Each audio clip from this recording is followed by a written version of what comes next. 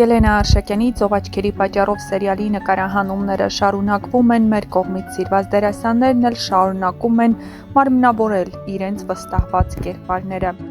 Հեռուստասերիալում իրադարձությունները դառնում են էլ ավելի լարված ու հետաքրքիր, ինչպես պարզ է դառնում հետագա սերիալներից, Էլկան շուտով հայտնվելու է։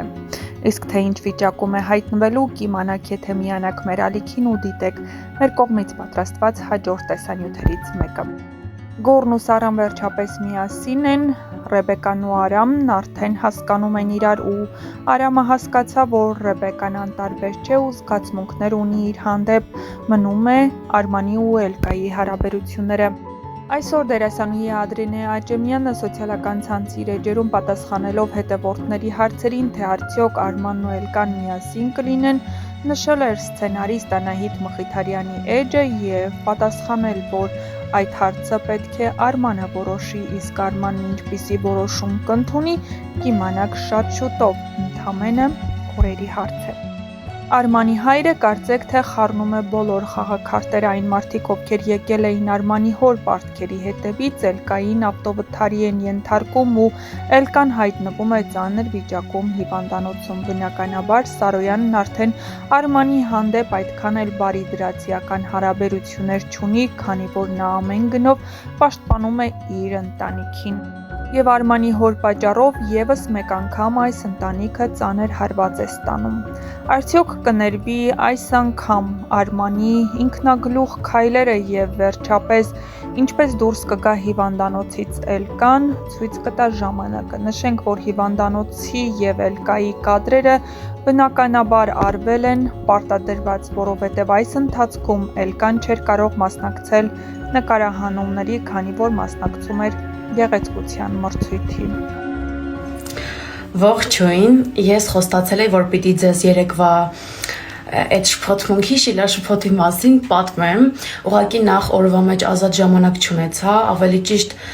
մենակ չեղա, որ կարողանամ հոլովակ նկարել, հետո էլ այնքան օրվա ընթացքում էմոցիոնալ պատմեցի, մարդկանց հարցնում էին անընդհատ ինչ էր եղել ու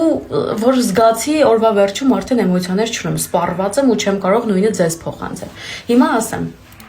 ես տաքսի էի պատվիրել, որպեսզի առավոտյան ժամը 11-ին գնամ Վանաձոր ու ասել էի, որ նստելու եմ Armenia TV-ի մոտից։ Դե գիտեմ, որ այդ մեքենան դուրս է գալիս բարեկամությունից ու այդ ճանապարհով է գնում։ Ես էլ գիտեմ, որ դա ընդամենը 7 րոպեվա պատմություն է մինչև ինձ հասնելը։ Մի խոսքով անցնում է 15 րոպե, ավել զանգում եմ, ասում եմ, կներեք, այդպես էլ դուրս չեկաք բարեկամությունից։ Մեկ էլ ինձ վարորդն ասում է, մենք բոլոր ուղևորներին վերցրել։ Վարորդն ասում է, իր նման ասեմ էլի, քույրիկ ջան, մենք բոլոր ուղևորներին վերցրել ենք, շարժվել ենք Վանաձոր։ Ասում եմ, ոնց, առանձից։ Ես TV-ի մոտ կանգնած եմ, դուք ինչ չեք վերցրել։ Ես պիտի ժամը 1-ին Վանաձորում լինեմ, ասես խառնվել եմ իրար։ Այս մարդն ասում է, հələ մի րոպե հասկանանք, ես ինչ ա եղել։ Ու ինչա պարզվում, որ մի կին, ով ուշադրություն պիտի գնար Գյումրի, նույն սերվիզից է օգտվել, այսինքն։ Մի խոսքով ոչ նայում է համարանիշներին, ոչ գոնե մեքենայի գույնին, երևի շատ է շտապել, այդպես նշանը տեսել է մեքենայի վրա, վազել է նստել, որ հասնի Գյումրի, բայց եթե ես չզանգեի, ինքը հասնելու էր Վանաձոր։ Մոտ 15 րոպե անց գալիս է մեքենայի կանգնում, վարորդը մոտենում է ինձ, ասում է քույրիկ ջան, դիմացը նստեք, շարժվենք էլի։ Ես էլ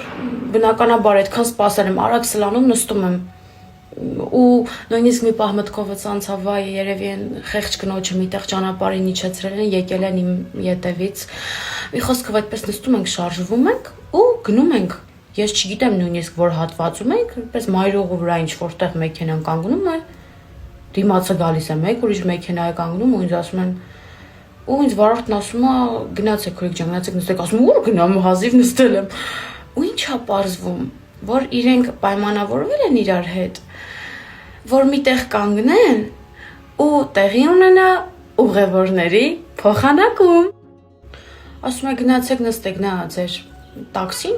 Ես էլ տեսնում եմ, որ ընկինը ետևի նստարանից իջավ որ գա, ես էլ այստեղ դիմացն եմ նստած, ասում եմ գոնե շուտ դուրս գամ, գնամ, նստեմ, հասնեմ Կիրովական, այդ նեղ մաջարին հարցնում եմ, վայ, բա այնտեղ դիմացը չեմ նստելու, թե ինչ կապ ունի, որտեղ ես նստելու, կարևորը քո քաղաք կհասնես։